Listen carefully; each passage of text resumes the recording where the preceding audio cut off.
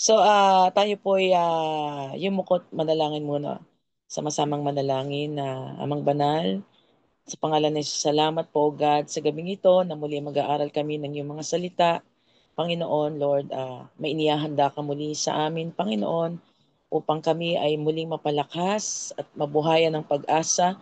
Panginoon, ang mga napapagod naming buhay, Panginoon, ay muli mong bibigyan ng sigla, O God, sa gabing ito, Lord. Kami umaasa sa iyo, Panginoon, na ikaw pa rin ang patuloy na magbabalik sa amin ng kaligayahan ng pagliligtas mo sa aming mga buhay. Panginoon, basbasan mo pong yung mga salitang aming maririnig. Samahan mo po kami at ang iyong maliit na lingkod. Panginoon, samahan mo po ako, Lord, sa pagbabahagi ng iyong mga salita sapagkat wala po ako magagawa kung di mo po ako sasamahan, Panginoon. Maraming salamat po, God, Lord. Salamat pong muli, O God. Lahat ng papuri at pasalamat ay tanging sa iyo lamang po, Lord. In Jesus' name we pray. Amen. So buksan po natin mga kapatid sa Nehemiah chapter 2 verse 13 and mag-skip yan ng 17. 13 and 17 po eh. Nehemiah chapter 2 verse 13. Ayan po. Lumabas ako sa pintuan ng libis sa daang patungo sa bukal ng dragon hanggang sa pintuang papunta sa tapunan ng basura. Sinuri kong mabuti ang gibagibang pader ng Jerusalem at ang mga nasunog nitong pintuan. Skip po tayo ng 17. Sa 17 naman po. Pagkatapos, sinabi ko sa kanila, nakikita ninyo ang kalunos-lunos na kalagayan ng ating bayan. Wasak ang Jerusalem at sunog ang mga pintuan nito. Itayo nating muli ang pader ng lungsod upang mahango na tayo sa kahihiyan. Pagpalain po ang bawat isa sa kanyang mga salita na ating narinig. So mga kapatid, naalala nyo ba itong tungkol kay Nehemias, yung na-share na sa atin ni Pastor Dave, ang ating head pastor, no, tungkol po kay Nehemias. Pero ito mga kapatid, may bagong mensaheng bibigay sa atin ng Panginoon. Ang sabi nga, ang walls o ang pader ay madalas na may mention ito, no, sa Bible in biblical times, no, ang pader. Kasi di ba may nabanggit na pader dito, itayo natin muli ang pader sapagkat yung pader na yan ay nawasak talaga, no? Nawasak yan nung panahon ni Nehemiah, no? Ang sabi nga, ang pader o ang lungsod na walang pader, no, ay ibig sabihin ay hindi tama, no? A city without a wall was absolutely illogical or incorrect. Hindi tama na ang isang lungsod ay walang pader. Nung kapanahonan noon, mga kapatid, kasi alam niyo naman, di ba, na sa bawat lugar, sa Egypt man, sa Israel man, sa iba't ibang mga lugar man, ang pinakatalagang harang nila ay yung pader, no? Para sa kanila, pinaka-protection nila yun, yung pader. Sabing gano'n, no, mga kapatid, no? At ang pader na ito, mga kapatid, ay magsisilbing protection, no, against sa mga enemies na umaatake. Number one po yan, no? Ang pader, lalo na kung mataas ang pader, no? Number two, ang walls ay nagbibigay man din ng height advantage, mga kapatid, no? Na para makita nila, yung malayo pa lang ay makita na nila na kung merong aataking kaaway.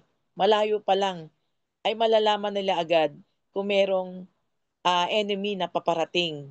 Nakikita na agad nila ito kung ito'y sumasalakay sa kanila. Number 3 mga kapatid, ang padero, ang walls ay nagbibigay ng kapayapaan, no? Gave peace to those behind the wall. So buksan po natin sa Awit chapter 122 verse 7. Sa English po, New King James Version. Sabi nga, walls gave peace to those behind the wall. Psalms 122 verse 7.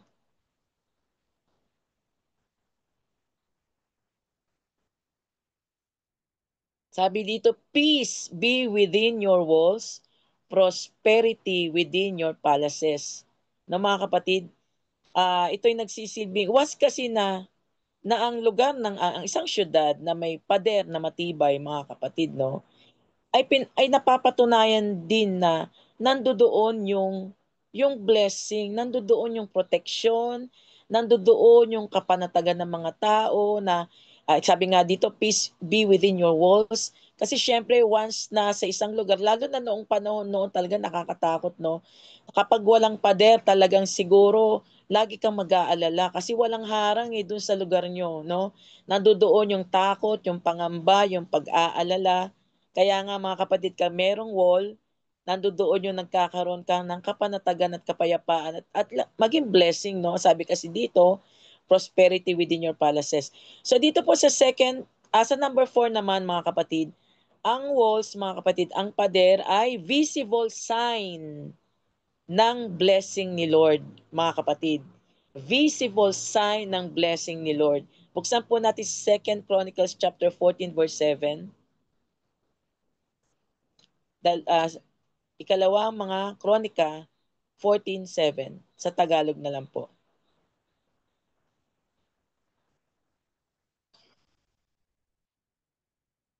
Sabi dito, sinabi niya sa mga taga-Juda, patibayin natin ang mga lungsod na ito at paligiran natin ng mga pader na may mga tore at matitibay na pintuan. Sarili natin ang lupain sapagkat umaasa tayo kay Yahweh na ating Diyos. Hinanap natin siya at sa lahat ng dako'y binigyan niya tayo ng katiwasayan. Ganoon nga ang kanilang ginawa. Di ba ano ba sabi nung una? Patibayin natin ang mga lungsod na ito at paligiran natin ng mga pader. Pagdating dito sa huli, ganoon nga ang kanilang ginawa at sila'y naging maunlad. Kaya nga sinabi po dito, ang pader ay visible sign o isa sa mga sign na yung lugar na yon ay pinagpapala ng Diyos. Alam niyo mga kapatid, no? Naalala niyo po yung Great Wall of China. Isa sa may talagang pinakamahaba at pinakamataas na pader na ginawa doon sa China na kung saan kahit daw nasa eroplano ka o nasa kalawakan ka ay nakikita pa rin yung Great Wall of China, mga kapatid. At ginawa nila ito bilang pangdepensa nila, no? Sa mga kaaway na parating.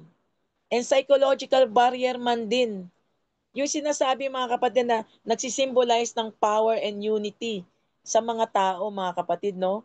Na talagang ando doon yung kapag mataas ang pader ng isang lugar, nandoon talaga yung katiwasayan, yung kapanatagan, yung tapang ng loob na sari-saring mga naiisip ng tao, laging positive, nagkakaroon sila ng positive na pag-iisip, nawawala ang kanilang takot at nagkakaroon din sila ng pagkakaisa doon sa kanilang lugar. So ganun na nangyari po no, sa Great Wall of China, talagang pinalaki nila yung wall na yon dahil nga talagang matindi rin ang mga labanan noong araw, no? So buksan po natin, dito naman po mga kapatid, no, sa kung bakit nga ba nawasak ang Jerusalem. So buksan po natin sa Second Kings o Ikalawang Hari, chapter 25, verse 8 to 12. No, ito ay sa panahon ni Nebuchadnezzar na kung saan winasak sa panahon ni Haring Nebuchadnezzar ang Jerusalem. Second Kings chapter 25 verse 8 to 12.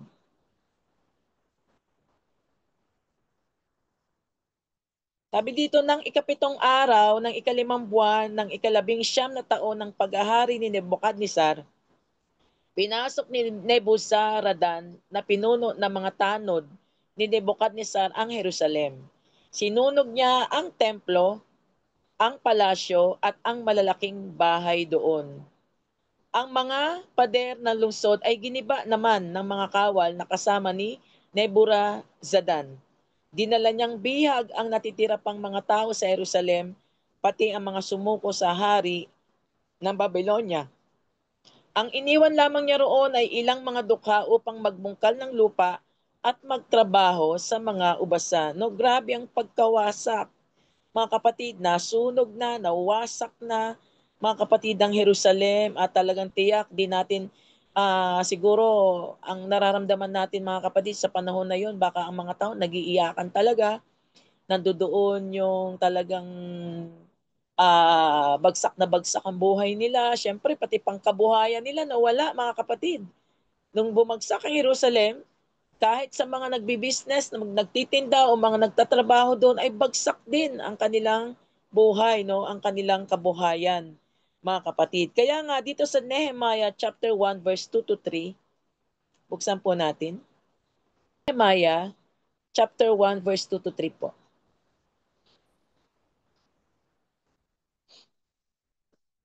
Ayan po. Ito na po, no? Si Nehemiah na po ito, no? Nang dumating ang kapatid kong si Hanani, yung kapatid ni Nehemiah, no? Kasama ang isang pangkat na mga lalaki mula sa Juda, kinumusta ko sila tungkol sa Jerusalem at sa mga Hudyong nagbalik sa Juda mula sa pagkabihag ng Babylonia. Sumagot sila, kawawa naman sila roon, hinahamak at nilalait na mga dayuhang nakatira malapit doon.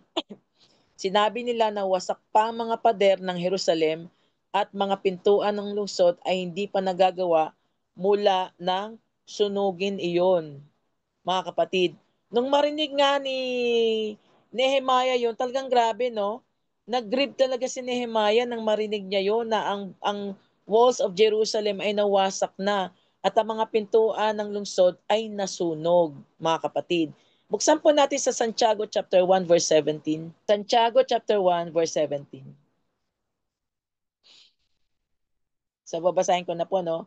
Ang lahat ng mabuti at ganap na kaloob ay buhat sa Diyos. Ang lahat ng mabuti at ganap na kaloob ay buhat sa Diyos. Mula sa Ama na lumikha ng mga tanglaw sa kalangitan, hindi siya nagbabago o nagpapakita ng bahagya mang pagbabago. We all believe, mga kapatid, that our livelihood, lahat ng livelihood natin o trabaho man, mga kapatid, comes from above, no? Lahat ay nanggagaling sa ating Diyos. But because of this demonic virus, ibig sabihin, sa buhay nating ito ay talagang merong mapanira, merong sumisira ng ating buhay, merong sumisira ng ating pangkabuhayan, merong sumisira na kung ano mang meron tayo, mga kapatid, no? Businesses man, profession man, mga kapatid, mga incomes man natin, mga blessings man natin, no? Meron mang sumisira, mga kapatid, no? Parang kagaya man din ito ng sa Jerusalem, no? Mga kapatid, talagang nawasak din ang pangkabuhayan ng mga tao noon nung nawasak ang Jerusalem, mga kapatid. Kaya hangga't nakatayo ang pader ng sinasabi doon, 'di ba? Yun ay visible blessings na pinagpapala sila ng Panginoon, no, mga kapatid.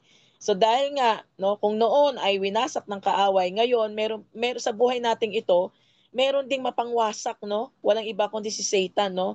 At ang mga bad spirit, no, nakasama niya na pinarusahan ng Diyos, no? Sinisira nila kung ano mang meron tayong mga kapatid, no? Ang resulta, mga kapatid, maraming nadi-discourage, ang iba na insecure, ang iba na demoralized na, talagang nandoon na yung discouragement, 'di ba? Kasi 'di ba ang sabi nga nalalantad sila sa kahihiyan noon. Alam niyo sa buhay natin, mga kapatid, minsan nangyayari lang 'to kung meron tayong kasalanan, no? Pero kung wala naman tayong ginagawang masama o kung sinusunod naman natin ang kalooban ng Diyos, I don't think na talagang mapipinsala kung ano man ang meron tayo na ibinigay ng Diyos sa atin. Pero dahil nga sa kasalanan, kagaya na nangyari noon sa Israel, talagang nandoon yung parusa, nandoon yung palo ng Panginoon. So ganun din po sa atin. So hanggang sa dumating ang panahon na nalalantad ang tao sa kahihiyan, at ang tao ay nadi-discourage na parang nang gusto nang sumuko at gusto nang lumayo sa Panginoon. Pero mga kapatid, no, but not for Nehemiah. Hindi siya ganon, mga kapatid. Buksan po natin sa Nehemiah chapter 2 verse 2 to 5. Nung nagpunta si Nehemiah sa hari, mga kapatid, no, ang sabi po dito, tinanong niya ako, ba't ka nalulungkot? Tingin ko sa iyo'y wala ka namang sakit. Natakot ako, kaya sinabi ko sa hari, naway ingatan kayo ng Diyos habang na panahon. Nalulungkot po ako sapagkat ang lungsod na pinaglibingan sa aking mga ninuno ay wasak at ang mga pintuan yon ay natupok ng apoy. Ano ngayon ang nais mo? Tanong ng hari. Nanalangin ako sa Diyos ng kalangitan at pagkatapos, sinabi ko sa hari, kung pahihintulutan po ninyo ako, kamahalan, Nais kong umuwi sa Juda upang itayo muli ang lungsod na pinaglibingan sa aking mga ninuno. Take note dito mga kapatid, no? Sabi dito, that I may rebuild it sa English, no? That I, siya lang, may rebuild it. Pagdating dito sa Tagalog, upang itayong muli, no? So, yung kinausap niya yung hari, sabi niya, upang maitayo kong muli. Sa English po kasi, that I may rebuild it. Siya lang, no mga kapatid, ang lungsod na pinaglibingan ng kanya mga ninuno. Tapos sabi po, skip na po tayo, Nehemiah chapter 2 verse 13. Sa verse 13 na po. Nung kausap niya na ang mga tao,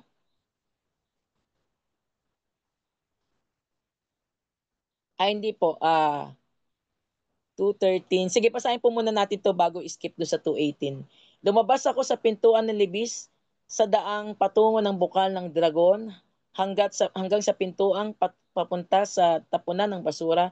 Sinuri ko mabuti ang gibagibang pader ng Jerusalem at ang mga nasunog nitong pintuan, mga kapatid. Nung nakausap niya, di ba yung hari, skip po tayo sa verse 18. Matindi po ang dinanas ng mga tao noon, mga kapatid. Pinagtatawanan sila, ininsulto sila, nililibak sila, dahil bumagsak din ang kanilang kabuhayan nung binasak ang Jerusalem hanggang sa nawawalan na sila ng pag-asa.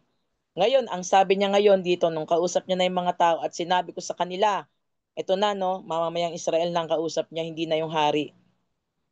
At sinabi ko sa kanila kung paano akong pinagpala ng Diyos at kung ano ang sinabi sa akin ng hari, kung gayon simulan na natin ang pagtatayo. Ang sagot nila, sabi, kung gayon simulan na natin ang pagtatayo. Kanina anong sabi niya? No? Upang maitayo kong muli. Kasi sa New King James Version, yung original po noon, that I may rebuild it. Siya lang. Pero nung kausap niya na yung mga Israelites, ang sabi dito, simulan na natin ang pagtatayo. Ang sagot nila, kaya't naghanda, sabi dito, kung guys, simula, ang sagot nila kaya naghanda nga sila upang simulan ng gawain, mga kapatid. So nagsama-sama sila, hindi ito hinarap ni Nehemiah mag-isa. Nagtawag siya ng makakasama niya, mga kapatid, no? Sabi dito, una, I will rebuild the walls. Pagkatapos nung nakausap niya ng mga tao, ay marami na sila na magtatayo muli ng mga pader. Ibig sabihin, ibabangon nila muli, aayusin nila uli ang pader ng Jerusalem, mga kapatid. Kaya nga sabi dito sa verse 18 o sa English, let us rise up and build. Let us rise up and build, mga kapatid. Itayong muli ang pader ng lungsod upang mahango na tayo sa kahiyan. Di ba mga kapatid? Kapag bumagsak ang kabuhayan ng isang tao, kapag bumagsak ang buhay ng isang tao, the first thing to do, mga kapatid, is to rise up. To rise up first, mga kapatid. No? Let your faith rise up. Pananampalataya mo bumangon. Ang hope mo bumangon. Let your hope rise up. Let your strength rise up and determination rise up. Yan muna ang dapat, mga kapatid, no? Kinakailangan bumangon muna, kailangan unahin muna natin ang ating sarili kasi bago tayo makatulong sa iba, kinakailangan maging maayos muna ang ating mga sarili, mga kapatid. Bago po natin isipin na mag-restore ng anumang bagay, may restore ang anumang bagay na nawala sa atin o matulungan natin ang kapwa natin, kinakailangan ma-restore muna yung buhay natin mismo. Ma-restore muna yung faith natin, yung hope natin, yung strength natin at yung determination natin, mga kapatid. Dahil alam ng kaaway, mga kapatid, na kapag ang pangkabuhayan na o trabaho man o pinansyal na ang nawawala sa atin, no? Kasi yan minsan ang ginagawa ng kaaway sa atin eh. Yung mga bagay na mahalaga sa atin minsan ay talagang dinidistract niya, winawasak niya. Bakit, mga kapatid, di ba? Upang masira ang ating faith, no? Upang masira ang ating faith, upang mawalan tayo ng pag-asa, upang mawalan tayo ng lakas, maging yung determination natin ay mag-collapse din, mga kapatid. No? Same din po sa atin, mga kapatid, sa church natin, no? Kapag dumaranas ng matinding pagsubok ang ating church, matutulungan ba nating maibangon ang ating church, mga kapatid, kung sarili nga natin mismo ay hindi ayos, no? Kung tayo mismo ay hindi ayos sa harapan ng Panginoon. Kung tayo mismo ay hinang-hina, kung tayo mismo ay nawawala na rin ng pag-asa, kung tayo mismo ay nawawala na rin ng pananampalataya sa Diyos, so paano tayo makakatulong, mga kapatid, no? Kung punong-puno tayo ng discouragement, paano tayo makakabangon? Kaya nga mga kapatid, in reality, napakaraming mananampalataya na bagsak ang faith nila. Bagsak ang strength nila, ang determination nila. Nawala na mga kapatid dahil sa tindi ng pagsubok na pinagdaraanan nila. Excuse me po. But by the power of the Word of God, mga kapatid, makakabangon tayo, no?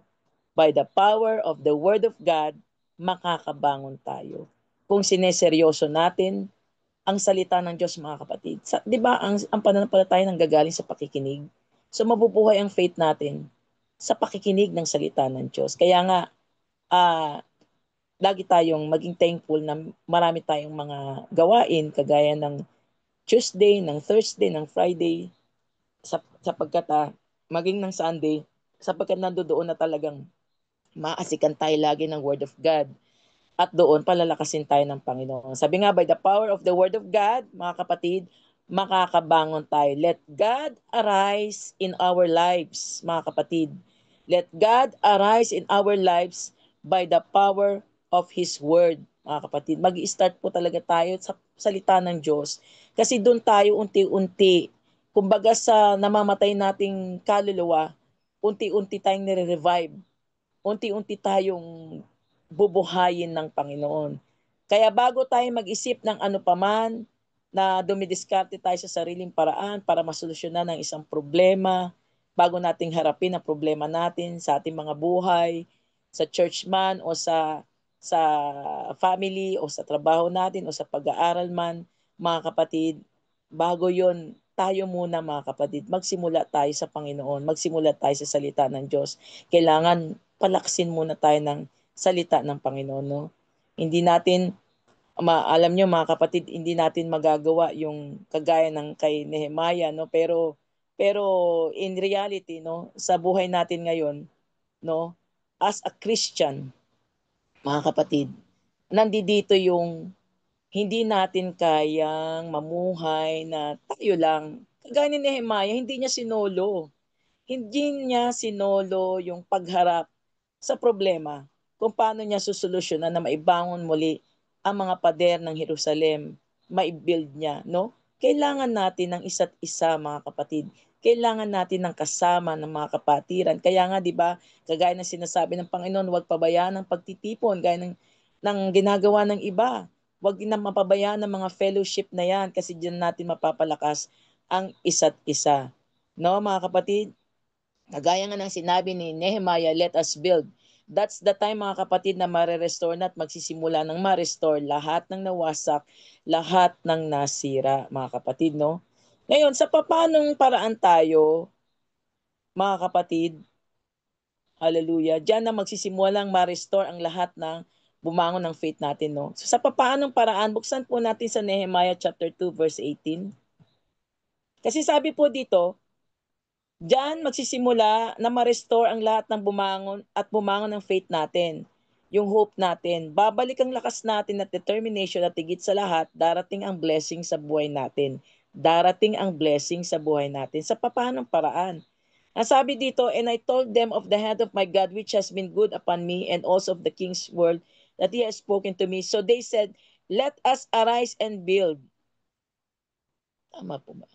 Ayun po. Then they set their hands to do this work, mga kapatid. So nagkaisa sila, nagsimula silang magtulong-tulong para maitayo nila yung pader, yung wall of Jerusalem, mga kapatid, no? At ganoon din naman tayo, mga kapatid, no? Sa papanong paraan tayo magtutulong-tulong sa panahon natin ngayon, no? Ah, number one mga kapatid, ang prayer. Yung mga corporate prayer, napakahalaga po niyan, mga kapatid. No? Kung tayo nagkakaisa sa pananalangin, at hindi lamang sa pananalangin, sa pag-encourage sa isa't isa, mga kapatid, sa pagbibigayan ng words of encouragement from the Word of God, malaking bagay po yan na makakatulong sa bawat isa sa atin. No? Kailangan natin ang isa't isa. Kagaya ni Nehemiah, hindi niya sinolo yung problema. Talagang nagtawag siya na makakasama niya para maitayo muli ang pader sa Jerusalem, mga kapatid, no? Hallelujah. Kung sa iglesia ng Panginoon ay may matinding dinaranas, pwede tayong magkaisa sa pananalangin, mga kapatid, sama-samang pagpupuri, pagsamba sa Diyos at sama-sama ding pag-aaral sa salita ng Diyos na magbibigay sa atin ng kalakasan upang tayo makabangon muli at upang matulungan natin ang isa't isa. Ngayon, ito naman. So habang ginagawa natin to at sa panahon din nila Nehemiah, ang kaaway ay hindi talaga tumitigil, no? Sa pagdidistract. Buksan po natin sa Nehemiah chapter 2 verse 19 to 20.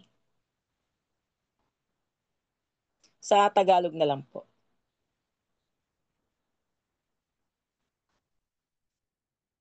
Sige po, basahin ko lang po. Ngunit nang malaman ito ni na Sambalat ng Horonita at Tobias na isang opisyal ng Amon, sinagot ko sila, pagtatagumpayin kami ng Diyos ng kalangitan at kami, parang kulang tong ano, kasandali lang po mga kapatid. Oops. Kasi dito, may humaharang sa kanila, mga kapatid. Parang kulang po kasi na i-type ko rito, no? Parang hinaharang sila at pinipigilan sila, no? Parang nililibak sila. Pero ang sabi po dito sa verse 20, sagot ni Nehemiah, pagtatagumpayin kami ng Diyos ng kalangitan at kami na kanyang mga lingkod ay magsisimula ng magtayo. Ngunit kayo ay walang bahagi o karapatan. Sabi dito, walang bahagi o karapatan o alaala man sa Jerusalem. Sabi po dito, no? Ayan. Kaya pala na sa iba ko pala na ilagay yung sa verse. Ito pa yung ginawa sa kanila, no? Pinagtatawanan sila, no? Ni Gesem na taga-Arabia, pinagtatawanan sila, hinamak sila, anong ginawa nyo? Yung iyan, naghihimagsik ba kayo laban sa hari? So yun ang mga panlilibak nila kala Nehemiah. Pero hindi pinansin ni Nehemiah yun, no? Hindi siya nag-isip ng negative. Positive pa rin ang inisip ni Nehemiah at sumagot siya na merong pananampalataya sa Diyos. Hindi nagpaapekto si Nehemiah sa pangahamak ng mga tao sa paligid nila. Dahil alam niya, mga kapatid, nakasama niya ang Diyos na makapangyarihan. Alam niya na may nagbaback up sa kanya. Sino nagbaback up sa kanya? Ang Panginoon mismo. Amen. Ang Panginoon ang backup niya. Kaya talagang nandoon yung buo ang faith niya na magtatagumpay sila. Kaya mga kapatid, kahit anong discouragement ang dumating sa atin, maging positibo ang ating pananaw, no? At patuloy tayong magtiwala sa Diyos na kasama natin siya. Laging ibabato ng kaaway na walang mangyayari sa buhay natin, na tayo ay talunan, na tayo ay hindi magtatagumpay, na tayo ay hindi makakabangon, pero makakabangon tayo sa tulong ng Panginoon. Kaya huwag po tayong matakot anuman ang mangyari, mga kapatid. Lagi nating isipin na ang Diyos ay laging nakaback up sa atin. Kahit sa trabaho mo, kapatid, kung nagkakaproblema ka, huwag ka matakot. Nakaback up sa iyo ang Diyos. Sa pag-aaral mo, kapatid, medyo nahihirapan ka, lahat ng alalahanin mo, ibigay mo sa Diyos. Nakaback up sa iyo ang Diyos at tutulungan ka niya. Sa business mo, kapatid, wala kang aalalahanin pag ang araw ng linggo ay ibibigay mo sa Diyos. Sigurado yan, pagtatagumpayin ka ng Diyos, ibaback up ka niya. Sa ibang mga araw, mga kapatid, ibe-bless ka niya. Talagang ipangyayari ng Lord na magpadala ng maraming customers. Kung ang linggo, araw na mismo ng linggo, ibibigay mo sa Panginoon, no, mga kapatid. Kasi nga, di ba, ang sabi nga seek ye first His kingdom of God and His righteousness, and all these things shall be added unto you. Pag inuna natin ng Panginoon, talagang uunahin din niya tayo at ibaback up niya tayo sa lahat ng pangangailangan natin, no? Ang isang bagay lang na makakahadlang sa pagsulong natin, mga kapatid, o sa pagbangon natin ay yung namumuhay pa tayo sa pagkakasala. Sapagkat nung panahon noon ng mga Israelita, no, bumabagsak ang buhay nila, winawasak ang Jerusalem, nabawasak ang Israel dahil sa pagkakasala. Di ba ilang beses ganon? babagsak sila, ibabangon sila muli ng Lord. Pag meron nagbalik loob, ibabangon uli sila hanggang sa ibabagsak na naman sila kasi may kasalanan na naman. Kasi nga sabi nga po dito sa Isaiah chapter 59 verse 2, ang masasama ninyong gawa ang dahilan. 59 verse 2, sabi po dito, ang masasama ninyong gawa ang dahilan ng pagkawalay ninyo sa Diyos. Nagkasala kayo kaya hindi nyo siya makita at hindi niya kayo marinig. Kaya kung minsan nararanasan natin yung parang bakit ganito ang nangyayari, Lord? Bakit ano ba yan? Ba't ganito palagi? Bakit parang hirap na hirap ako? Lalo na sa alam mo, sa pangkabuhay o sa ano pa man. Mga kapatid, maaring may kasalanan tayo. Bakit ganun? Yung prayer ko, tagal-tagal na. Hindi pa rin ako sinasagot ng Panginoon. Ano ba sabi dito? Nagiging dahilan yan. Kaya hindi daw natin marinig ang hindi marinig ng Diyos ang ating mga dalangin dahil sa kasalanan. No, dahil nga ang Israel ay ganun ang nangyayari sa kanila, mga kapatid, no. Sa tuwing magkakasala sila, nandoon ang parusa. Pero mga kapatid, pag may nagsimulang magpakumbaba, magsisi ng kanilang mga kasalanan at magbalik loob sa Diyos, ibinabangon sila ng Diyos, binabalik lahat ng nawala sa kanila, no? Lalong-lalo na yung mga pangkabuhayan nila, trabaho nila, no? Kung may businessman sila, 'di ba mga kapatid, napapansin niyo 'yan? No, talagang sabi nga at siya rin nagiging dahilan, yung kasalanan ay nagiging dahilan ng paglalayo natin sa Diyos. So kaya pala minsan hindi natin maramdaman ang presence ni Lord o hindi natin ma-receive ang blessing ni Lord. Baka there is something wrong, mga kapatid, no? Kaya nga patuloy na magtulungan, mga kapatid, no? Unang-una, magpakumbaba sa Panginoon at magtulong-tulong sa pananalangin, pagkakaisa at pagtutulungan, lalong-lalo na sa pananalangin kagaya ng pagtatayo ng matibay na pader na magpoprotekta o mag-iingat sa buong iglesia ng Panginoon. Mga kapatid, lagi po nating tatandaan na naka-back up po sa atin lagi ang Panginoon, no? Lalo na kung sumusunod tayo sa kanyang kalooban, mga kapatid. Kahit na may problema, may mga pinagdaraanan tayo minsan sa church, pero mga kapatid, kung lagi tayo naka-back up, nagsasama-samang manalangin, pinapanalangin ang problema sa church, mga kapatid, at sumusunod sa kalooban ng Diyos, naniwala tayo, mga kapatid, na talagang ang church natin ay ibabangon ng Panginoon, no? Tutulungan tayo ng Diyos. Di ba nga, dumaan din talaga tayo sa struggle ang church natin, pero ngayon, binabalik na ng Panginoon. Binabangon na ng Panginoon paunti-unti ang ating church. At talagang nakikita natin, nararamdaman natin ang presence ng Panginoon, no? Sa tuwing magsasama-sama po tayo. Naka-back up din ang Diyos kay Josue. Naalala niyo po, mga kapatid, na naikwento ko sa inyo si Joshua, na pinatigil ng Panginoon yung araw, no? Basahin po natin sa Josue chapter 10 verse 11. Josue chapter 10 verse 11.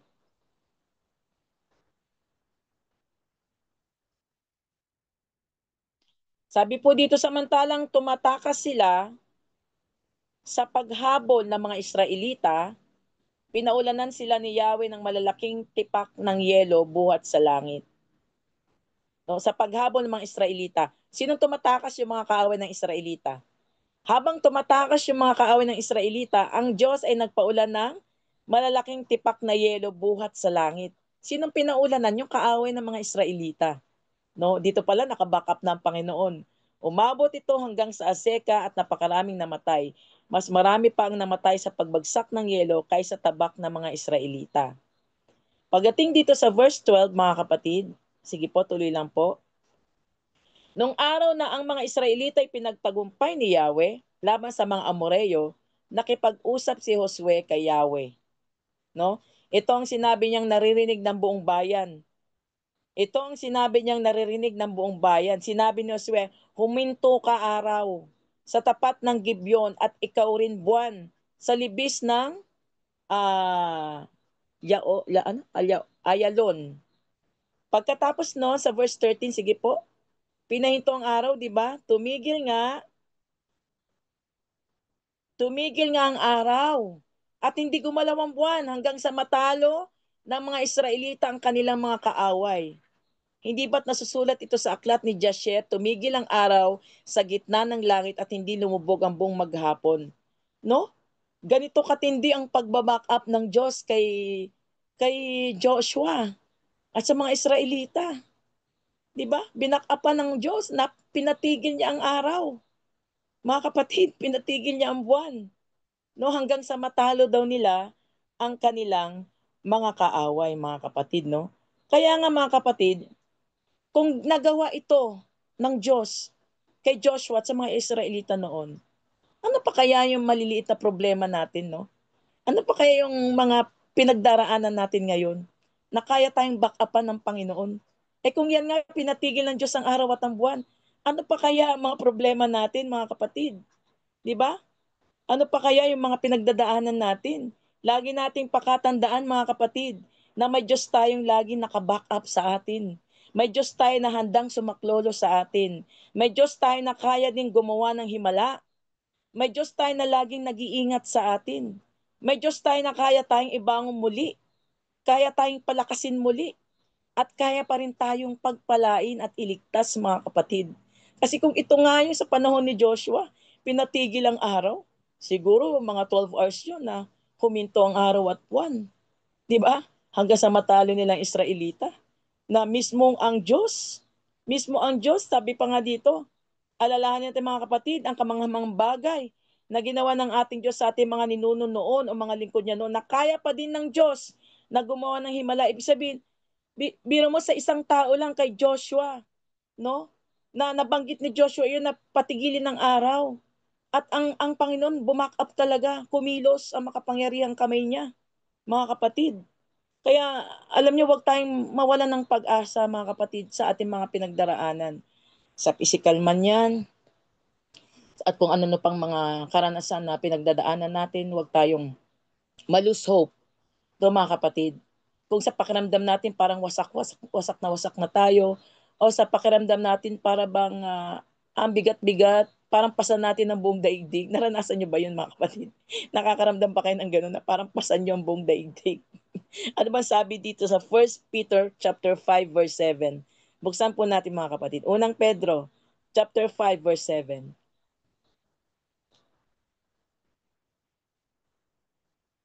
Sabi dito, ipagkatiwala nyo sa kanyang inyong mga alalahanin sa buhay sapagkat siya ang nagmamalasakit sa inyo. Alam niyo, mga kapatid, bakit ko ba ito nabanggit? Kasi nung panahon ng mga Israelita, nung nagiba yung Jerusalem, talagang grabe yung dinanas sa mga tao noon.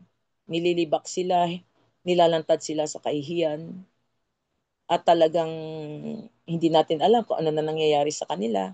Ibang-iba nga daw, dinalang bihag pa. Talagang baka ang iba nalayo sa mga anak, nalayo sa magulang. So talagang grabe yung pinagdaanan talaga nila, no? Na para bang siguro yung iba doon sumusuko na. Pero nung dumating si Nehemiah, ginamit ng Panginoon ang buhay ni Nehemiah para nang sa ganun, maibangon muli ang Jerusalem. Kasi kapag naibangon ang mga pader ng Jerusalem, naibangon muli ang Jerusalem, di ba sabi nga, visible nga siya na nagsisimbolize na o sign na ang Jerusalem ay pinagpapala ng Panginoon, no? Once na may pader na nakatayo, no? Mga kapatid, no, sa buhay natin, alam nyo, ah, patuloy lang tayong magtiwala sa Panginoon, no, sa Word of God. Lalo na ngayon, no, mas matindi ang nangyayari ngayon. At marami mga pananakot na mga napapanood natin na oo, nangyayari na yung mga palatandaan ng pagbabalik ng Panginoon. Pero gayon pa man, huwag tayong sabi ko nga kay mama sabi ko, alam ko nabanggit ko to sa mama ko na kung maaari, iwasan na lang yung manood ng mga ganun kasi matatakot ka lang. Iwasan na yung mga panonood ng kahit na yung mga teleserye na yan kasi minsan nagiging emotional ka na. Pag may naririnig ka, nagiging emotional ka na rin. Naapektuhan ka na, madali ka nang umiyak, madali ka nang yung ganon, parang affected tayo sa anumang nakikita natin sa paligid natin. Ano bang sabi ng Panginoon sa atin? Look unto Jesus, the author and finisher of our faith. Tumingin tayo sa Panginoon, nakafocus lang sa Kanya. Kahit anong mangyari, mga kapatid, dumadaan man tayo sa matitinding pagsubok, mga kapatid, bumangon tayo, no? Sama-sama tayo. Hindi pa pwede magsolo tayo sa buhay, mga kapatid, babagsak tayo. Pero once na patuloy tayong nakikiisa, lalong-lalo na sa pananalangin, sa pagdalo sa mga gawain ng Lord, lalo na bukas, mga kapatid, no? Alam nyo, ang pananalangin, ang mga overnight prayers, Isha Paga, prayer meetings, ay isa yan sa paraan na para kang nagtatayo o para tayo nagtatayo ng matibay na pader. Matibay na pader, no? Na sa ating iglesia, mga kapatid, no? Sapagkat sa pamamagitan ng pananalangin na yan, hindi man natin naaabot yung tao, malayo man yung tao, mga kapatid, wala man tayong naibibigay kahit sa pinansyal, pero sa pananalangin, malaking bagay yon sa kanilang mga buhay. May nagbabago, may gumagaling, may nagbabago ang buhay, mga kapatid, may iniingatan ang Panginoon. Alam niyo ba yung mga kapatid na malaking bagay yon, na kung ano man ang kaya nating gawin para sa Panginoon, ibigay natin, no? Hindi biro yung pagtatayo muli ng mga pader sa Jerusalem, no? Ang sabi nga ano ba 'yun? Hindi ko lang matandaan, no? Para yung iba isang kamay lang yung hawak, 'di ba? Naalala niyo 'yun? No? Pero naitayo nila muli ang Jerusalem. So tayo mahirap man, minsan hirap man tayo, pero magpatuloy lang tayo sa Panginoon, no? Sama-sama tayo. Sabi nga sa team natin, 'di ba, rebuilding the wall of protection. No? Kung sama-sama tayo, magkakaisa, maglilingkod sa Panginoon, mananalangin, mag-aaral ng kanyang mga salita, susunod sa kanyang kalooban, at gawin yung mga pinapagawa ng Panginoon, naniniwala ko na lahat tayo, ang buong iglesia ng JCM Church, dito sa main church at sa mga daughter churches, ay patatatagin ng Diyos. Patatatagin ng Diyos ang pananampalataya ng bawat isa. Amen. No? Na tayo ibabangon muli ng Panginoon. At laging merong greater things na darating sa ating mga buhay, mga kapatid. Kaya magkaisa po tayo, mga kapatid. Nawa bukas sa overnight prayer. Kita-kits po tayo. First time to na mangyayari, no, hindi naman to palagi, pero I encourage you, lahat kayo, kung sino man po yung nanonood ngayon, kung sino man po yung kasama natin dito sa Zoom, encourage ko kayo na sumama kayo sa overnight prayer natin. Kung hindi kayo maka-attend ng soaking at overnight prayer ko yung attend, walang problema. Mga kapatid, basta maka-attend po kayo ng overnight prayer. Yung iba po. Pero yung iba naman, kung talagang available, soaking service and overnight prayer, mas maganda, mga kapatid. Dahil sa pamamagitan nito, para tayo nagtatayo ng pader na nawasak. Bakit? Bakit ko nasabi to, mga kapatid? Nagtatayo tayo ng pader na nawasak. Sa pamamagitan ng pagkakaisa natin sa pananalangin, mga kapatid, ang buhay ng mga taong ipinapanalangin natin na ibinabangon muli ng Panginoon. Gumagawa ang Diyos ng paraan upang sila'y maabot muli, upang sila'y palakasin muli. Yung sa mga may sakit, mapagaling muli, mapagaling sila sa kanilang mga kasalanan. So pag nagkakaisa tayo, para tayo nagtatayo, tinatayo natin ang buhay ng mga kapatiran nating nanghihina, mga kapatiran nating gusto nang sumuko, mga kapatiran natin nawawalan na ng pag-asa, mga kapatiran nating may sakit, at hindi lamang sa iglesia ng Panginoon, kundi sa mga nangyayari sa buong daigdig. No, nagkakaroon tayo ng bahagi dito na kung saan tumatayo tayo upang iiyak sa Panginoon ang ating mga hinaing na ingatan ng Panginoon. Hindi lamang ang ating bansa, kundi ang bawat bansa bigyan ng pag-asa ng Panginoon, mga kapatid. No, yun lang po, mga kapatid. Salamat sa Diyos na makapangyarihan sa lahat. Salamat po, Panginoon, sa iyong mga salita. Lord, patuloy mo po nawa kaming bigyan ng pagnanais na may sagawa ang iyong kalooban. Patuloy kami magkaisa, hindi magkanya-kanya.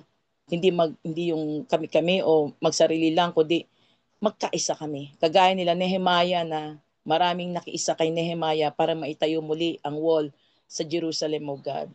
Kaya Lord, ganun din pong gawin mo po sa amin. Yung unity, pagkakaisa pa rin.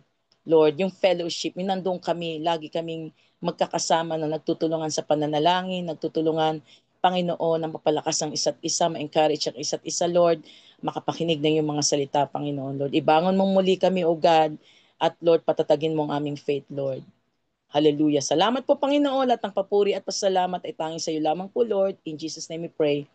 Amen. Palapakan po natin, Lord. All glory to God po.